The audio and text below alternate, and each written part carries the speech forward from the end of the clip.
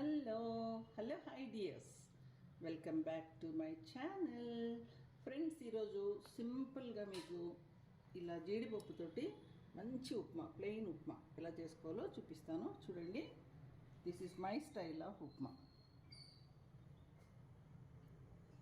Pan వేడి చేసి ఒక కప్పు రవ్వని వేసుకుంటున్నాను, బాంబే రవ్వ. దీన్ని కొంచెం దోరగా వేయించుకుందాం. చూడండి ఫ్రెండ్స్, ఎంత చక్కగా వేగింది కదా, తెలుస్తుంది. గ్రెయిన్స్ అన్నీ మంచిగా సెపరేట్ అవుతున్నాయి. ఓకే, ఇప్పుడు తీసి పక్కన పెట్టుకుందాం. చూడండి, అదే ప్యాన్ తుడిచేసాను టవల్తో. ఒక ఉప్మా కొంచెం ఆయిల్ ఉండాలి. ఒక 3 టేబుల్ స్పూన్స్ ఆయిల్ వేసుకున్నా. ఒక ½ టీ స్పూను ఆవాలు వేసుకుంటున్నాను. నా ఉప్మా స్పెషల్ ఏంటంటే, నేను ఇలాగా మినపప్పు ఇట్లా నీళ్ళల్లో నానబెట్టుకుంటాను. కొంచెం సేపు జస్ట్ కడిగి ఇలా పెట్టుకుంటే కూడా బాగుంటుంది. తర్వాత శనగపప్పును కూడా ఇలాగా నానబెట్టి పెట్టుకుంటా. జీడిపప్పు, ఒక గుప్పెడు జీడిపప్పు ఇట్లా నానబెట్టి పెట్టా. ఓకే, ఇవన్నీ వేసుకుందాం. మినపప్పు, శనగపప్పు, జీడిపప్పు, ఇలా పప్పులు నానబెట్టి వేసుకోవటం వలన ఇవి చక్కగా, అంటే మంచిగా మొరమరలాడుతూ ఉంటాయన్నమాట. అంటే క్రిస్పీగా ఉంటాయి. ఓకే, కొంచెం సేపు వేస్తే చాలు, రంగు కూడా మారక్కర్లేదు. ఇందులో కట్ చేసి పెట్టుకున్న అల్లం తురుము వేసుకుంటున్నాను. ఒక 3 పచ్చిమిరపకాయలు, కారాన్ని తగినట్టుగా, కడిగి పెట్టిన కరివేపాకు, ఒక ఉల్లిపాయ. ఇప్పుడు హై ఫ్లేమ్ మీద వేయించుకుందాం. ఇప్పుడు ఉల్లిపాయలు వేసుకున్నాం కదా, ఒక టీ స్పూను ఉప్పు వేసుకుంటున్నాను.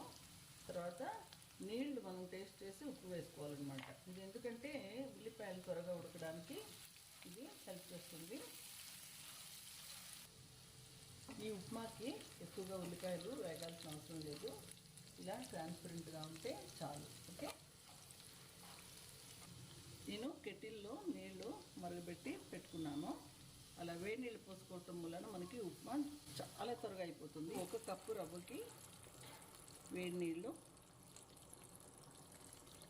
3 కప్పులు పోసాను. ఇది వెంటనే మూత పెడదాం, త్వరగా మరుగుతుందన్నమాట. ఓకే, చూస్తున్నారు కదా, స్టీము ఎంత చక్కగా వస్తుందో, జెట్ స్పీడ్లో వస్తుందన్నమాట. ఇప్పుడు తీసి చూద్దాం. మంచిగా మరుగుతుంది. ఇప్పుడు ఉప్పు టేస్ట్ చేస్తాను. ఇప్పుడే ఉప్పు వేసుకోవాలి. ఉప్పు టేస్ట్ చేసి చూస్తే 1 టీ స్పూను ఉప్పు చాలా చాలా మంచిగా ఉంది. అంటే కొంచెం ఉప్పుగా ఉండాలన్నమాట. ఓకే, ఇప్పుడు రవ్వని ఇట్లా పోసుకుంటూ కలుపుకోవాలన్నమాట. ఒకేసారి పోయకూడదు.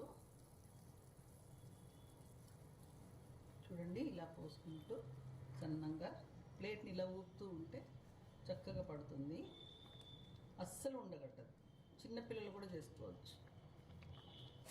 చూడండి, 3 గ్లాసులు పోసాను కదా, చక్కగా ఉడుకుతుంది ఉప్మా. కొంచెం నీళ్లు ఎగిరిపోయేంత వరకు ఇలాగే కలుపుకుందాము. చేతుల మీద పడుతుంది, కొంచెం జాగ్రత్తగా కలుపుకోండి. బయట పడకుండా తిప్పుతూ ఉంటే చక్కగా ఎంత బాగుంటుందంటే, పెళ్ళిళ్ళలో చేస్తారు కదా, మనం పెళ్ళిళ్ళకి వెళ్ళినప్పుడు ఈ ఉప్మా స్పెషల్ అన్నమాట, జీడిపప్పు ఉప్మా. ఇప్పుడు ఫైనల్గా ఇలాగా ఒక 2 టేబుల్ స్పూన్స్ నెయ్యి వేసుకోండి.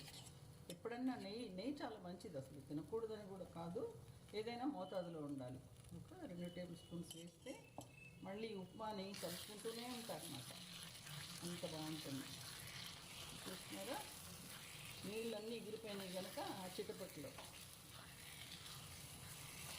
చూడండి, ఇలాగా ఎంత చక్కగా వస్తుందో.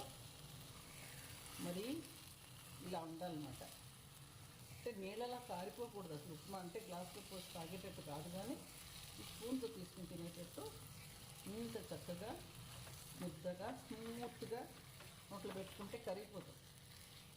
అంటే 5 స్టార్ హోటల్స్లో కూడా ఇలాగే చేస్తారు. గొప్ప కాదు, కానీ మనం కూడా చేసుకోవచ్చు. చూడండి, ఫ్యాన్ వదిలి ఇలా వస్తున్నప్పుడు కాసేపు మూత పెడితే అన్ని టేస్ట్లు బ్లెండ్ అయిపోతాయి. నీళ్ళు మట్టుకు కొంచెం ఉప్పుగా ఉండేటట్టు చూసి వేసుకోవాలి, ఎక్కువ ఉప్పు మట్టుకు వేయద్దు.